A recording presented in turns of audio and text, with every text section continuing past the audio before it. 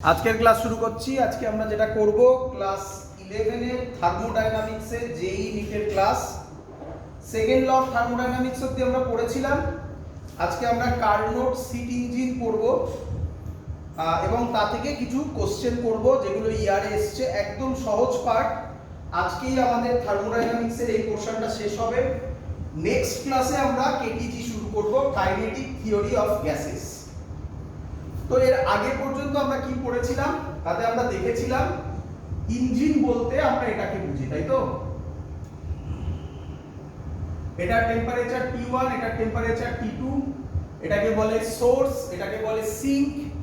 যাই ঘটুক না কেন, সব সময় সোর্সের টেম্পারেচার সিঙ্কের থেকে বেশি থাকবে। এখান থেকে হিট নেয় Q1, এখান থেকে হিট রিজেক্ট করে Q2, তাহলে কতটা ওয়ার্ক ডান করে? Q1 minus Q2। তারপরে আমরা কি করেছিলাম? এফিশিয়েন্সি ক্যালকুলেট করেছিলাম। এগুলো সব আগের ক্লাসে করানো হয়েছিল। এফিশিয়েন্সির ফর্মুলা কি ছিল?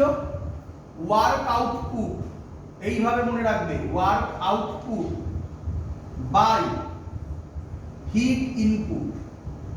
হিট ইনপুট, ওয়ার্ক আউটপুট মানে W কে বলা হয় ওয়ার্ক আউটপুট, তাহলে কত হবে? W লিখতে পারি।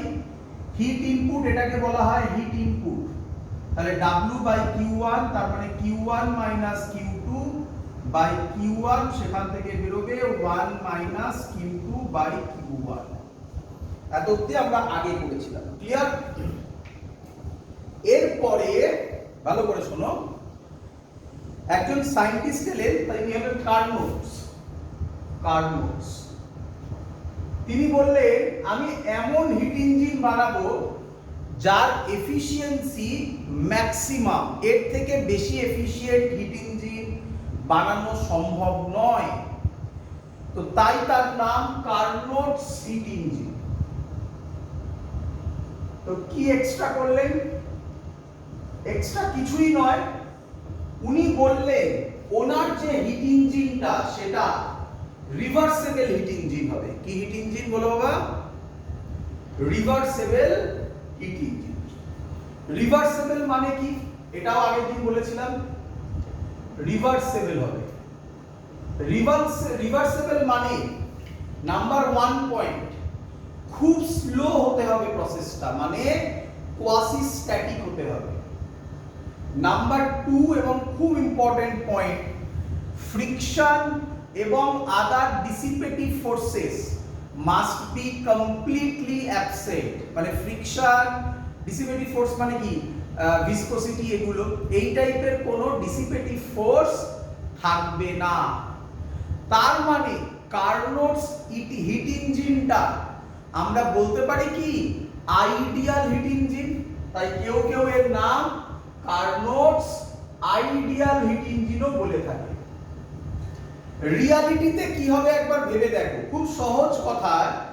রিয়ালিটিতে ফ্রিকশন থাকবে, তো যদি ফ্রিকশন থাকে তার এফিশিয়েন্সি কার্নোটস হিট ইঞ্জিনে যা বেরোবে তার থেকে তো কম হতেই হবে, তাই না? তাই বলা হয় কার্নোটস হিট ইঞ্জিনের এফিশিয়েন্সি সবথেকে বেশি। ক্লিয়ার?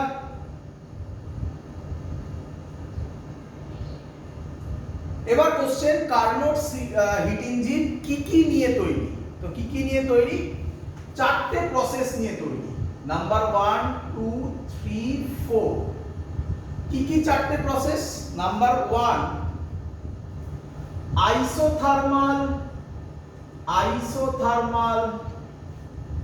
এক্সপানশন। আইসোথার্মাল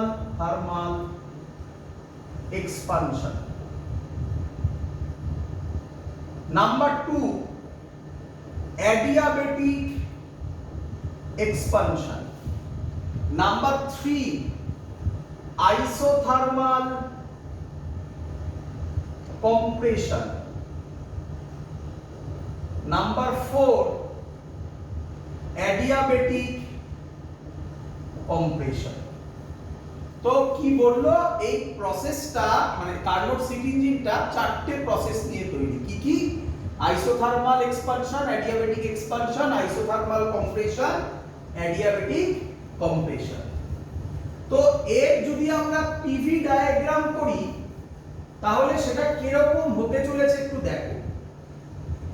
এর পিভি ডায়াগ্রাম কার্নোট সিট ইঞ্জিনের পিভি ডায়াগ্রাম, এর পিভি ডায়াগ্রাম এরকম টাইপের হতে চলেছে। দেখো এটা পি, এটা ভি, এই বরাবর প্রেসার, এই বরাবর ভলিউম। আচ্ছা বলো আমাকে আইসোথার্মাল প্রসেসের পিভি ডায়াগ্রাম আমরা কি জানি? Rectangular hyperbola. তাহলে এটা হলো আমার আইসোথার্মাল এক্সপানশন, এবি নাম দিলাম। একটু ভালো করে দেখো প্রসেসটা। এতে যা ভলিউম হবে, বিতে ভলিউম বাড়বে না কমবে? বাড়বে। তাহলে ভলিউম বাড়ছে মানে তার নাম এক্সপানশন, আইসোথার্মাল এক্সপানশন। আচ্ছা এরপরে হচ্ছে অ্যাডিয়াবেটিক এক্সপানশন। মজাদার জিনিস, অ্যাডিয়াবেটিক এক্সপানশনে ভলিউম বাড়বে এটা তো শিওর, বাট অ্যাডিয়াবেটিক এক্সপানশনের গ্রাফ কি হবে? এটাও রেক্ট্যাঙ্গুলার হাইপারবোলাই হয়, কিন্তু এবার কি হবে? আইসোথার্মালের গ্রাফের স্লোপ বেশি না অ্যাডিয়াবেটিকের গ্রাফের স্লোপ বেশি? অ্যাডিয়াবেটিকের স্লোপ বেশি। তাহলে ভালো করে দেখবে স্লোপ বেশি হচ্ছে কিনা বোঝা যাবে। দেখো ফিল হলো এর স্লোপ অনেক বেশি, বিসি। ক্লিয়ার? এবং ভালো করে দেখো বি পয়েন্টে যা ভলিউম হবে সি পয়েন্টে ভলিউম তার থেকে বেশি। তার মানে এবি হলো আইসোথার্মাল এক্সপানশন, এবি। বিসি হলো অ্যাডিয়াবেটিক এক্সপানশন।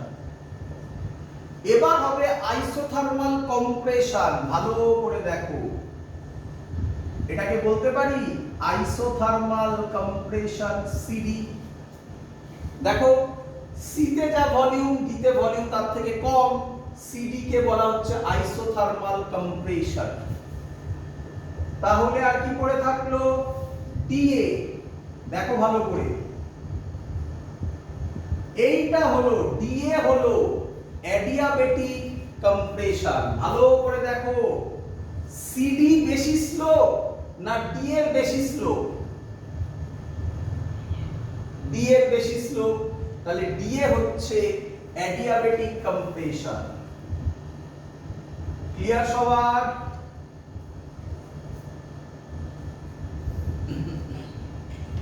চলো এবার আমরা একটা একটা করে ক্যালকুলেশন করব। কি ক্যালকুলেশন করব ভালো করে দেখো। প্রথমে আমরা এবি প্রসেস ধরছি। আচ্ছা এবি প্রসেসটা কি প্রসেস? Isothermal process.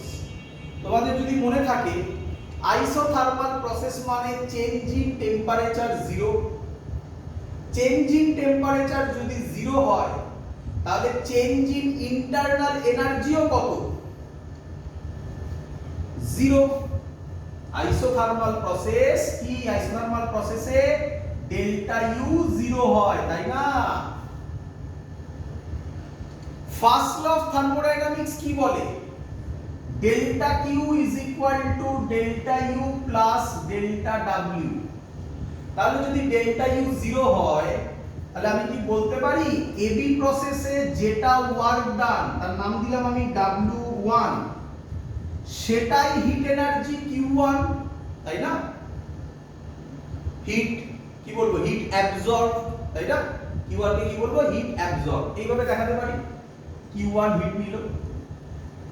তাহলে এর ফর্মুলা কি হবে? Work done for isothermal process করানো হয়েছিল। আচ্ছা তার আগে কিছু কাজ করব আরেকটু।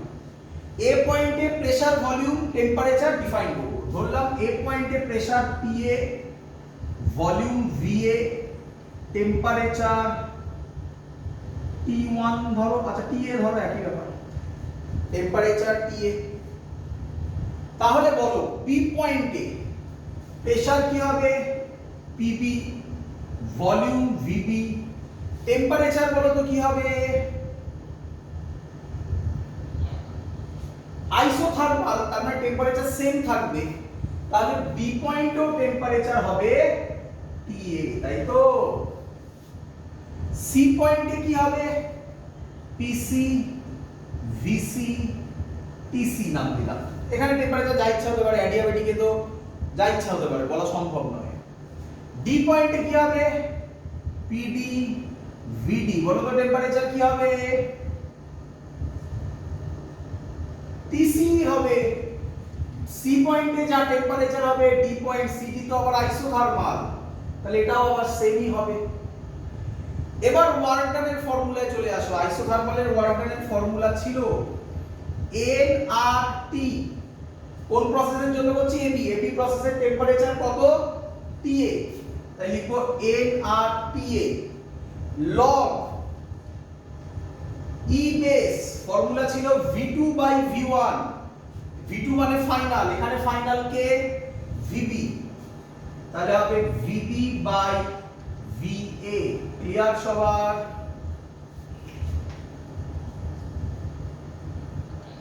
নেক্সট এবি হয়ে গেল। এবার বিসি। বিসি প্রসেস কি process? Adiabatic process. Adiabatic process কাকে বলে? There is no exchange of energy between system and surroundings. তাহলে বিসি প্রসেসে বলতে পারি ডেল্টা কিউ 0। তো ওয়ার্ক ডান কি হবে? ওয়ার্ক ডান নাম দিলাম W2। ওয়ার্ক ডান দিলাম W2। কত হবে বলো? ফর্মুলা কি ছিল? NR by gamma minus 1 T1 minus T2। মনে আছে সবার? T1 minus T2। T1 মানে ইনিশিয়াল, এখানে ইনিশিয়াল কে? TA। T1 minus T2। T2 এর জায়গায় কি লিখবো? TC নাকি? TA minus TC। ক্লিয়ার সবার?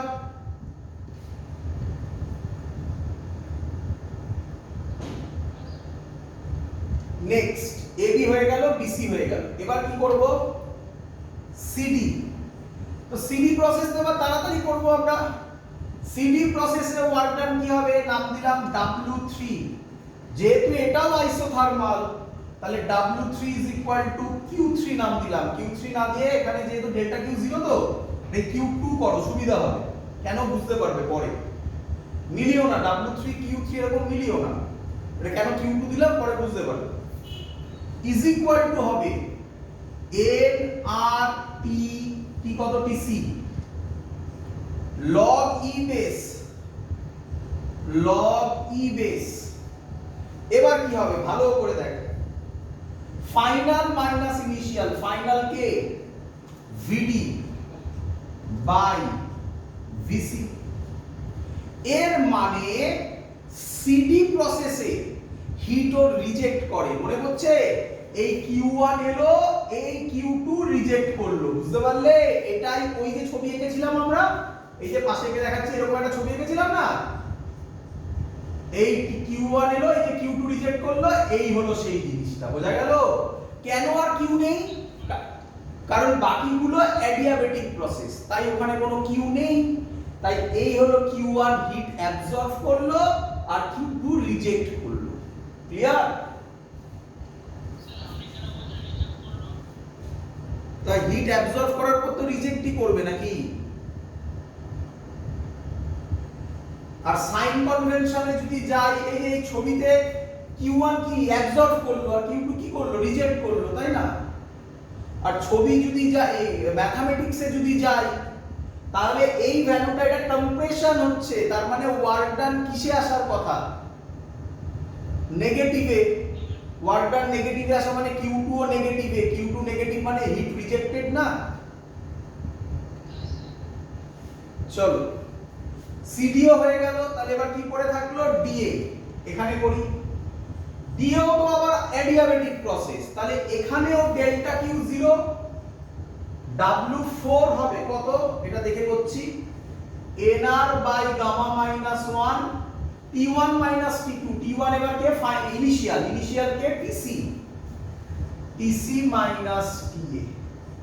এটা W1, এটা W2, এটা W3, এটা W4। ক্লিয়ার সবার?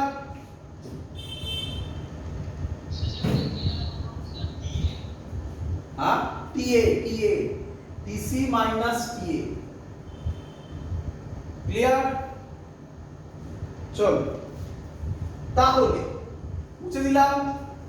তাহলে নেট ওয়ার্ক ডান কত বেরোলো? নেট ওয়ার্ক ডান কত বেরোলো? W net W1 plus W2 plus W3 plus W4 চারটাকে অ্যাড করব।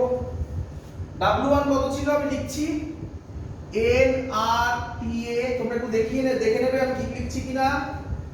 log E base VB by VA plus NR by gamma minus 1 T1 ছিল তাই তো, তার মানে হচ্ছে TA minus TC plus NR TC log E base VD by VC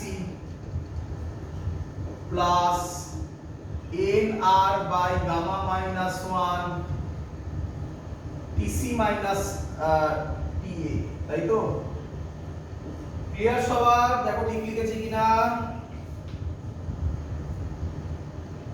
তাহলে ভালো করে দেখো, এটা TA minus TC আছে, এটা TC minus TA আছে, তাহলে এখান থেকে একটা মাইনাস যদি আমি কমন নিই তাহলে এই পার্ট আর এই পার্ট কেটে যায় না? তাহলে W নেট হলো এটাই কি Q1 না? আর এটাই কি Q2, তাহলে W নেট হলো Q1 প্লাস Q2। এবং এটাই কিভাবে বার করা যায়? এর আন্ডারের এরিয়া মনে হচ্ছে সবার? এরিয়া রিপ্রেজেন্ট করে এর ওয়ার্ক ডান, তাহলে area of car area? A B C D A close করতে হবে না? A B C D ছাড়লে হবে না, A B C D A, তবে তো ক্লোজ কার্ভ হলো। ক্লিয়ার এত অবধি সবার? তো এটা হলো নেট ওয়ার্ক ডানের ফর্মুলা। এবার আমরা এফিশিয়েন্সি ক্যালকুলেট করব। কিভাবে করব এফিশিয়েন্সি ক্যালকুলেট? ভালো করে দেখো। কি ধরি এবারে? মুছলাম আমি এটা হয়ে গেছে সবার, মুছে দিলাম এটা। মনে রেখো এই ওয়ার্ক ডানগুলো আমার আবার লাগবে।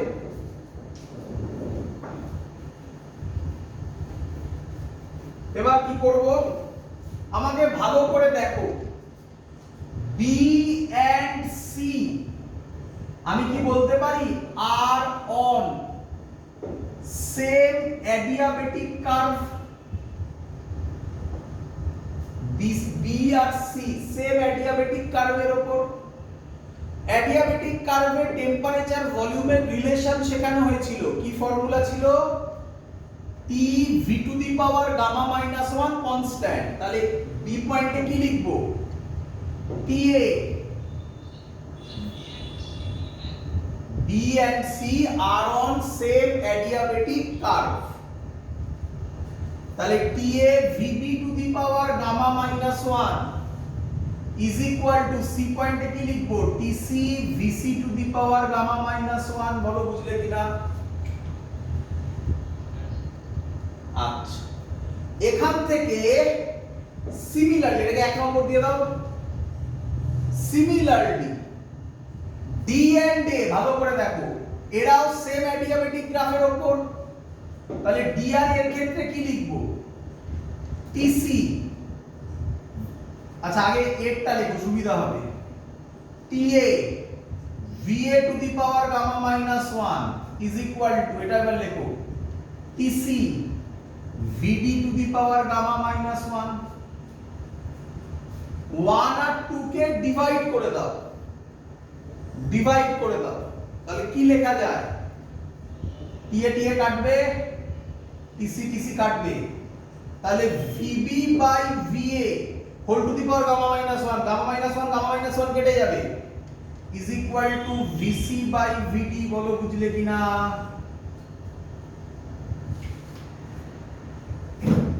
ক্লিয়ার?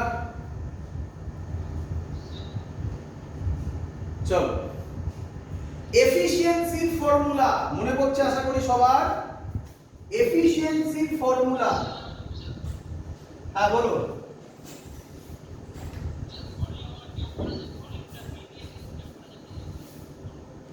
হ্যাঁ বলো।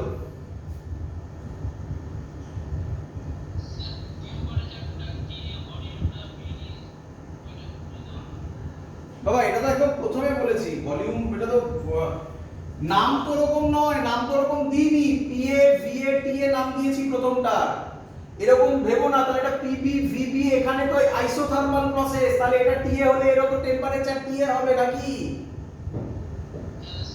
তাহলে এইভাবে তো নাম দিয়েছি, সেটা তো আমি বুঝতে হবে, যখন বলেছিলাম তখন তো ওটা ছিল নামটা ওইভাবে। মুখস্থ করছো নাকি? কবিতার মতো কি ধরাই হবে নাকি যে এখানে টিএ হয়েছে তাহলে এখানে ভিএ হবে, এরকম ধরাই হবে? ক্লিয়ার এত অবধি? এফিশিয়েন্সির ফর্মুলা কি ছিল? এফিশিয়েন্সির ফর্মুলা ছিল work done by heat input, তাই তো? W by Q1। W এর জায়গায় আমরা কি বার করেছিলাম? W মানে কি? W নেট লিখেছিলাম, খানিকক্ষণ আগে লেখা ছিল, সেটা দেখে লেখো। ছিল NRTA log E base VB by VA plus NRTC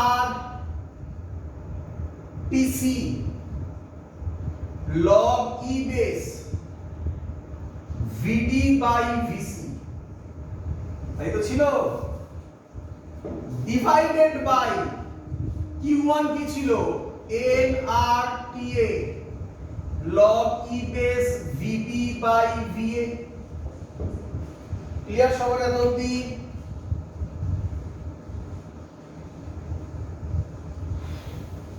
এবার যদি আমি এগুলোকে কাটি, কিভাবে কাটবো দেখো, এটা যা এটা তাই, দেখো এগুলো ক্যান্সেল আউট হয়ে গিয়ে 1 হয়, প্লাস এনআর এনআর কাটে কি পড়ে থাকবে তাহলে? TC by TA log E base VD by VC divided by log E base VB by VA, তাই তো?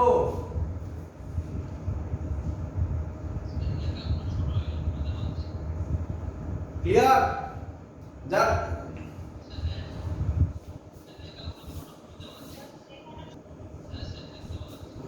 তাহলে মুছতে হবে এইদিকে, এটা মনে রেখো। হ্যাঁ একটু বলে দিই আগে, দেখে না, এখানে VB বাই VA, এদিকে VC by VD, VB by VA আর VC বাই VT আছে, ঠিক আছে? কেটে যাবে, ক্যান্সেল আউট হয়ে, তাই তো? আমি লিখছি আবার,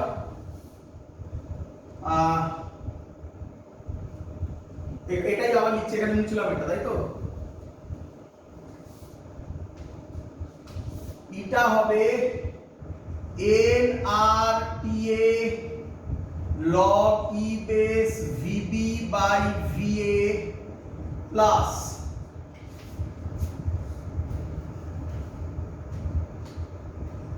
NRTC log E base VD by VC divided by NRTA log E base VB by VA।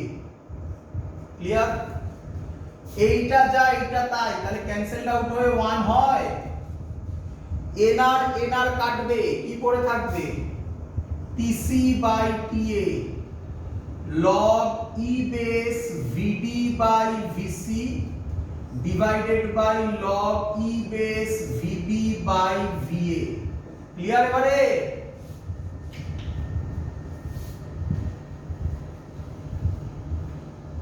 Clear? একটু ভালো করে দেখো কি লেখা ছিল আগে নিয়েতে, আগে ইকুয়েশনটা কি ছিল? ছিল VC by VD is equal to VB by VA, তাই না?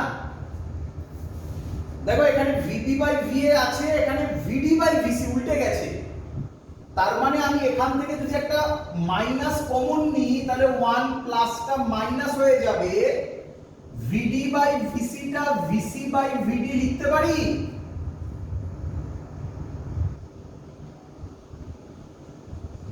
ক্লিয়ার? হ্যাঁ এটা বুঝেছো? VC by VD is equal to VB by VA।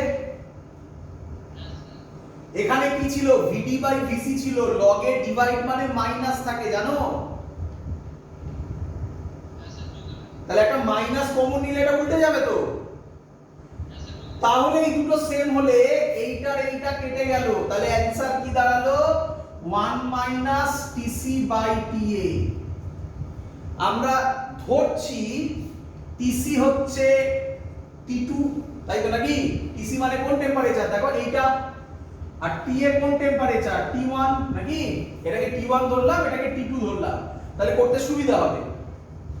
তাহলে ইকুয়েশনটা কি দাঁড়াবে? ইকুয়েশনটা কি দাঁড়াবে? eta is equal to 1 minus t2 by t1. This is the efficiency of Carnot's ideal heat engine. Clear সবার?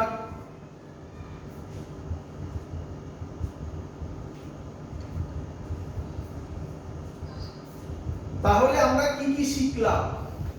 এবার অঙ্ক হবে, আর কিছু নেই, এটাই মনে রাখলে হবে, এত ক্যালকুলেশন মনে রাখার দরকার নেই, শুধু নেট ওয়ার্ক ডানটা মনে রেখো কিভাবে বার করলাম, আর 1 মাইনাস t2 বাই t1 মনে রাখলেই হয়ে গেল।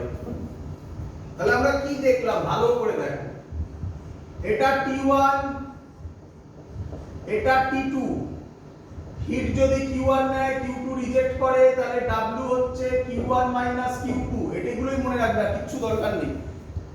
ইঞ্জিনের এফিশিয়েন্সি কি পেলাম? eta is equal to 1 minus q2 by q1।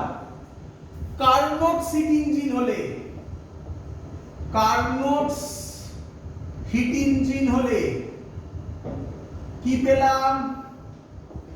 eta is equal to 1 minus t2 by t1। ভালো করে দেখো, তাহলে কি আমরা বলতে পারি q2 by q1 দুটোকে কম্পেয়ার করো, আর t2 by t1 দুটো সেম, q2 by q1 এর ratio R t2 by t1 এর রেশিও সেম।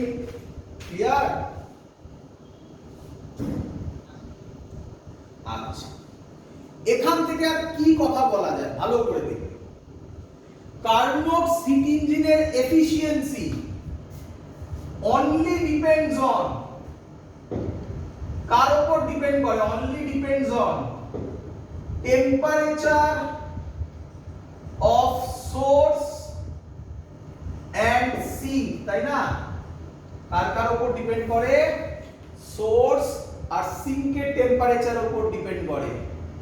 কার উপর ইন্ডিপেন্ডেন্ট?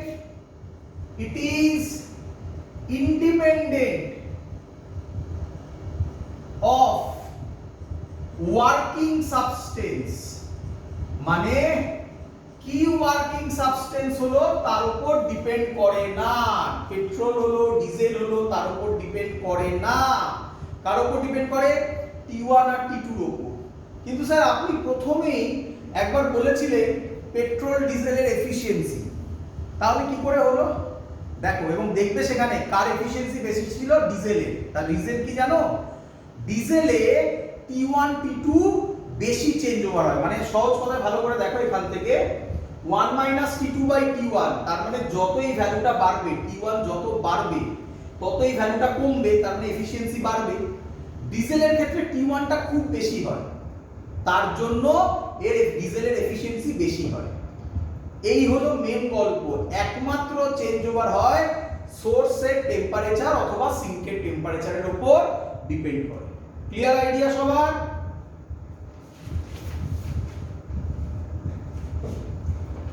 পরীক্ষার অঙ্ক দিচ্ছি, লেখো। ইয়ারে আসা কোশ্চেন একদম সহজ সহজ কোশ্চেন সব, এখানে কোশ্চেনে সেরকম কোনো টুইস্ট নেই বললেই চলে।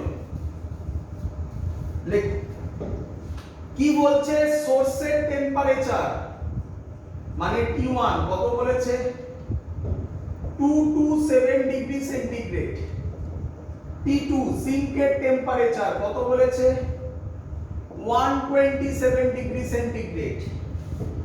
Heat absorbed from the source, heat absorbed from the source, from the source কত বলেছে?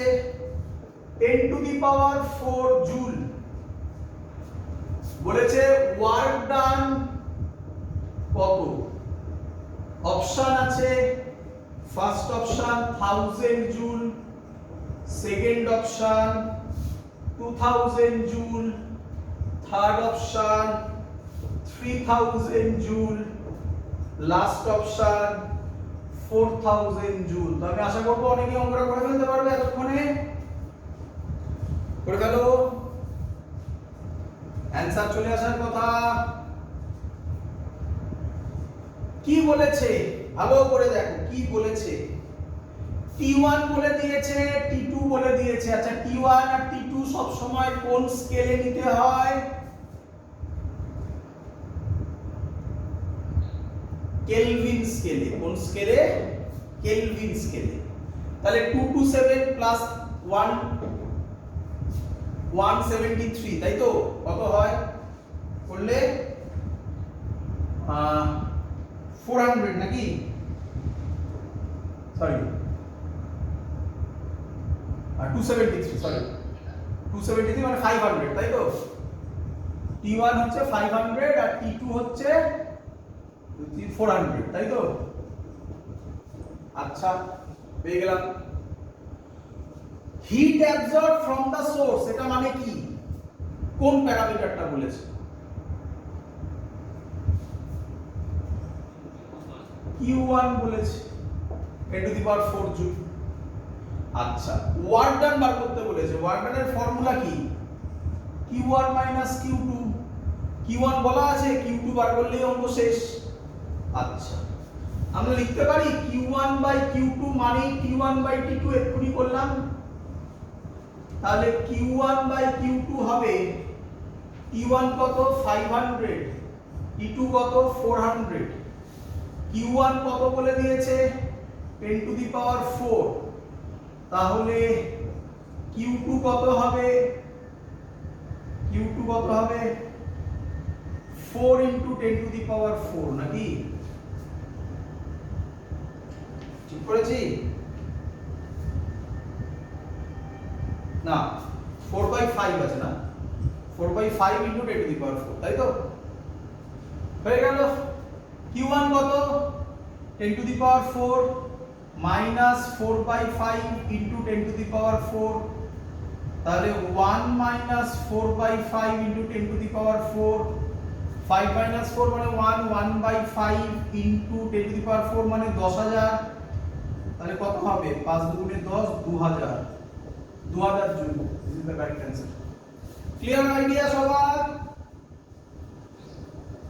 পরের অঙ্ক নিটে আসা অঙ্ক দিচ্ছি। নিটে না জেইতে এসেছিল মনে হয় এটা। দেখো ঘোরানোর কিছু নেই এখানে।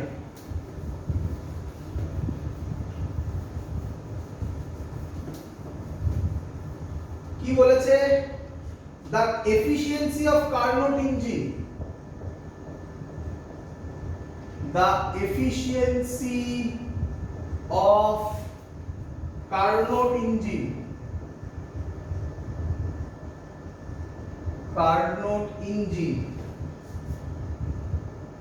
eta is equal to 1/6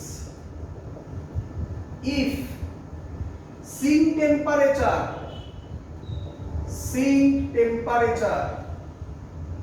is reduced by 65 degrees centigrade, its efficiency become 1/3. Calculate temperature of sink. ইয়ারে আসা কোশ্চেন এটা। First option 48 degree centigrade, second option 49 degree centigrade, third option 51 degree centigrade, last option 52 degree centigrade. চলো করে ফেলো। করা উচিত করি। দেখো এটা বলে বলেছে প্রথমে কত 1/6, আমরা কি জানি 1 - T2/T1, তাহলে এখান থেকে T2/T1 কত হয় বলো। T2/T1 এদিকে আসবে 1 - 1/6, 6 - 1 - 1/6, 6 - 1 5/6, তাই তো। T2/T1 পেলাম 5/6। এবার কি বলেছে, sink temperature is reduced by 65 degree centigrade, মানে এখন সিঙ্ক টেম্পারেচার কমে গেছে। ইফ এফিশিয়েন্সি বিকাম 1/3, তাহলে এখন এফিশিয়েন্সি হয়ে গেছে 1/3, তাহলে 1 - T2 টা কমে গেছে 65, তাহলে হবে T2 - 65 বাই T1।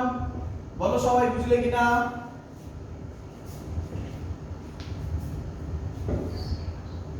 একটু নজর দেবে, 65 ডিগ্রি সেন্টিগ্রেড বলা আছে, আপনি এটাকে কেলভিনে কনভার্ট না করেই করে দিলেন, কেন? কারণ রিডিউসড বাই বলেছে, রিডিউসড বাই মানে যা কেলভিনে কমবে তাই ডিগ্রি সেন্টিগ্রেডেও কমবে, তাই না? এটা ইম্পর্টেন্ট জিনিস, এটা বোঝার জায়গা আছে এখানে। ব্যাস হয়ে গেল। এখান থেকে তুমি যদি সলভ করো এটাকে, তাহলে এখান থেকে তুমি যদি সলভ করো, বাস এটা একটা ইকুয়েশন, এটা একটা ইকুয়েশন, কটা ইকুয়েশন হলো? দুটো ইকুয়েশন। বাড়িতে বা সলভ করতে পারবে আশা করি। এখান থেকে কি বার করতে বলেছে, সি, এখান থেকে T1 এর ভ্যালু বার করো, এখানে বসিয়ে দাও, দিয়ে ক্যালকুলেশন করবে, ইজি জিনিস। ক্যালকুলেশন করলে তুমি T2 এর ভ্যালু পাবে 325 কেলভিন। ডিগ্রি সেন্টিগ্রেডে যদি কনভার্ট করি তাহলে কত হবে? 325 - 273, 325 - 273 কত হয়? 52 ডিগ্রি সেন্টিগ্রেড। ক্লিয়ার? তাহলে অ্যানসার হবে 52 ডিগ্রি সেন্টিগ্রেড। বোঝা গেছে সবার?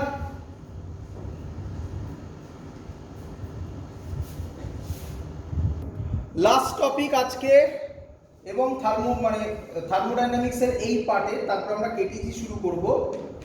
এর নাম রেফ্রিজারেটর। কি নাম? রেফ্রিজারেটর। হ্যাঁ,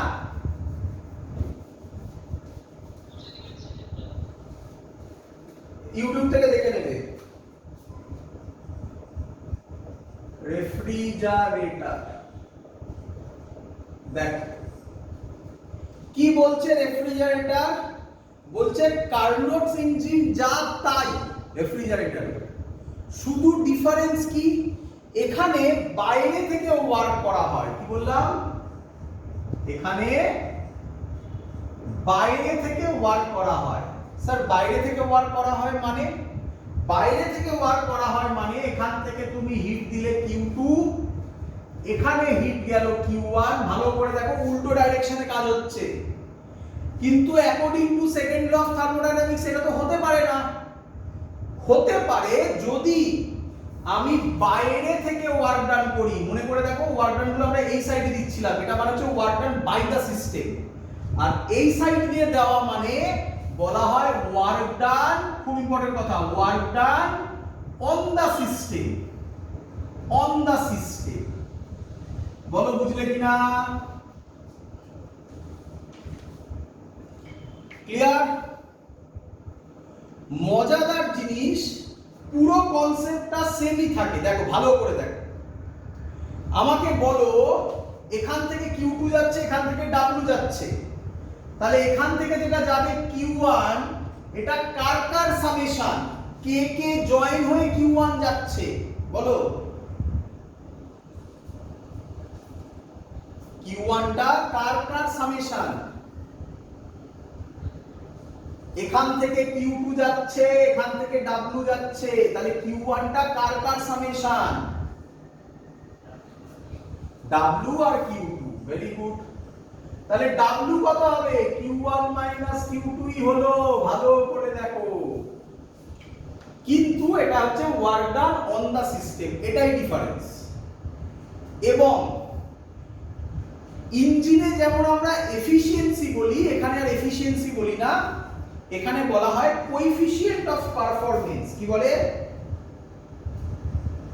কোএফিশিয়েন্ট অফ পারফরম্যান্স কে দিয়ে ডিনোট করা হয় এখানে, কি দিয়ে ডিনোট করে, কে দিয়ে ডিনোট করে। এর ফর্মুলা কি, এর ফর্মুলা Q2 বাই W, এটাকে আমরা লিখতে পারি Q2 by Q1 minus Q, ব্যাস আর কিছু নেই, শেষ পুরো কনসেপ্ট। এবার অঙ্ক দেব যেগুলো ইয়ার এসছে, সলভ করতে পারবে। দেখ করি,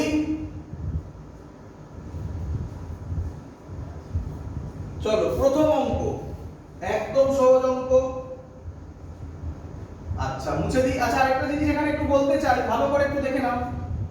একটা জিনিস বলতে চাই, আমরা দেখেছি Q1 by Q2 T1 by T2 হয়, তাহলে এখানেও নিঃসন্দেহে তাই হবে, কারণ সবই তো সেম। তাহলে কে কোএফিসিয়েন্ট অফ পারফরম্যান্স এর আরেকটা ফর্মুলা হবে Q2 টা হবে T2 by T1 minus T2। বলো বুঝলে কিনা? এটা টেম্পারেচার দিয়ে, সোর্স আর সিঙ্কের টেম্পারেচার দিয়ে এরকম ভাবেও লেখা যেতে পারে। চলো অঙ্ক দিই। প্রথম অঙ্ক কি বলছে,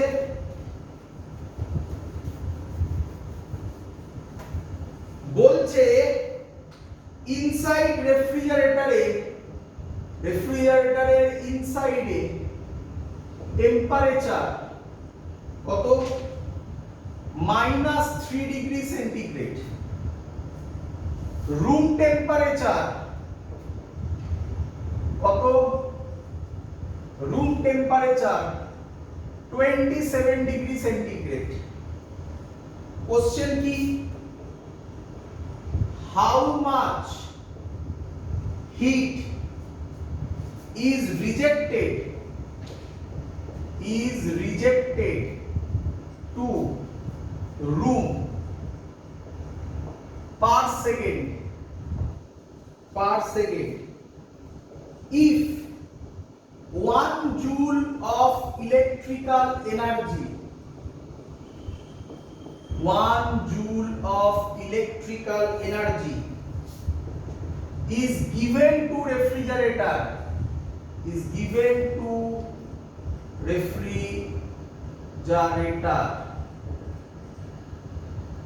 per second।